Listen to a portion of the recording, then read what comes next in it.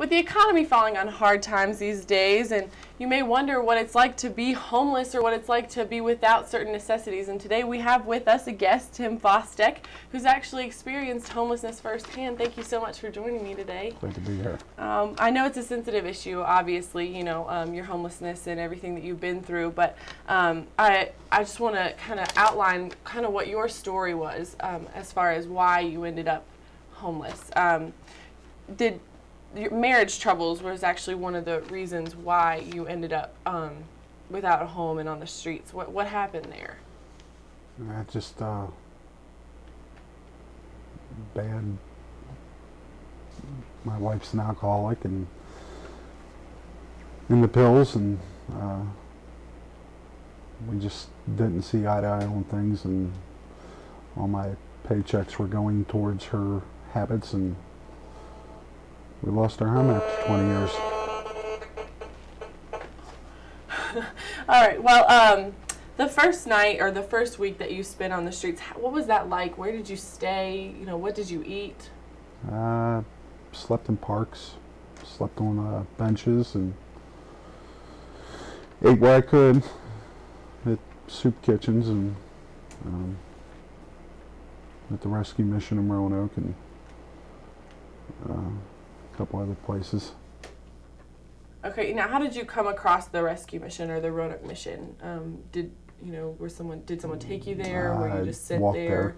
You just walked there? Walked there. What kind of services did they offer you there?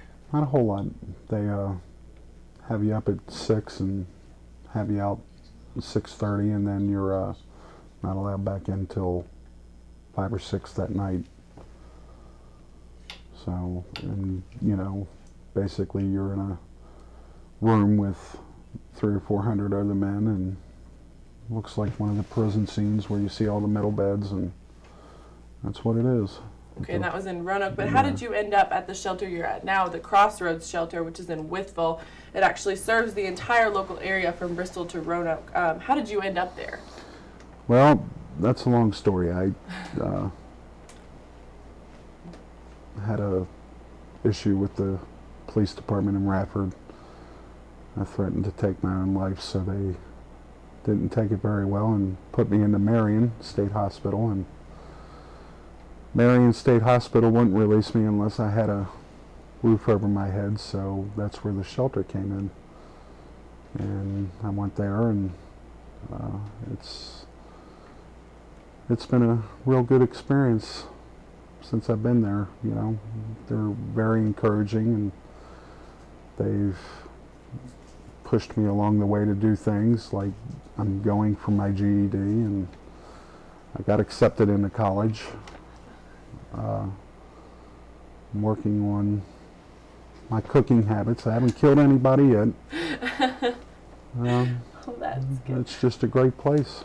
What are the differences you see between the Crossroads shelter in Wytheville and the Roanoke mission where you stayed in Roanoke? Well, you know, Crossroads is, to me, is not a shelter. It's a home. You know, it's just a group of people there. You know, we all get along. As to the mission in Roanoke, it's, you know, there's 10 times more homeless people in Roanoke than there is up here in Wytheville. But you really can't compare the two, because Crossroads is just, it's a home, it's comfort. The staff are very helpful, and I've met a lot of new friends and really good people there. Well, that's really nice that you can be able to think of that as a home. So you named some of the changes you've made in your life. You've actually passed 2 of the 5 GED tests so far, and yes, you're taking 2 more this upcoming week on your birthday, actually. And you cook for the shelter. What prompted you to cook for the shelter? Love cooking. You love to cook. Love cooking. I cook dinners for them. I cook lasagna. I cook steaks. You had donated, and all kinds of neat dishes. Is there a dish that you would love to be able to make that you haven't had the opportunity or resources to make yet? I already made it. Lasagna. Lasagna? I made lasagna. That was like your dream dish to make? Yeah, made it for everybody. That sounds awesome. So what is going on at Crossroads? What is that shelter? Give me the dirt. Give me the inside scoop as to what's going on there. What makes it so amazing? Well, what makes it so amazing is that, you know, there's people there that have your idea. You know, some of the staff have been through life's troubles. You know where you're at, and they know how to relate to you. The people there, you know, the residents, you know, we all come from different places in life, but, you know, basically we're all homeless and we relate to each other.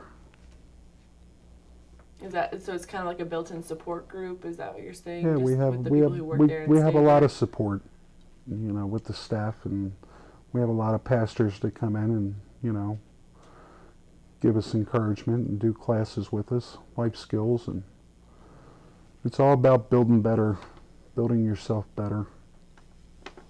Well, did you have any trouble getting into the shelter when you needed it? No. No, not at all. But Not at all. I mean, I know that, you know, shelters have limits. Do people just people in general have trouble getting into the shelter that you know of? I mean, I don't think it's very big. We're full. When you're full? Yeah. You're okay. When we're full, you know, there is a hard time. You know, they do have to turn people away, but it's not by choice. You know, I'm sure if the place was bigger and we could afford it, everybody would have a home. Absolutely. How long have you been there? Since October. Since October? Yeah. And you're taking steps to, you know, get a job and go to Make school my and life all that better. stuff and get your life back in track. Yes, ma'am. Just a quick advice for people who, you know, the economy is going down the drain. People are hitting really hard times. What's some advice you might be able to give some of our viewers about just falling on hard times? Be strong. Keep your faith up, because behind every closed door there's another door opening up.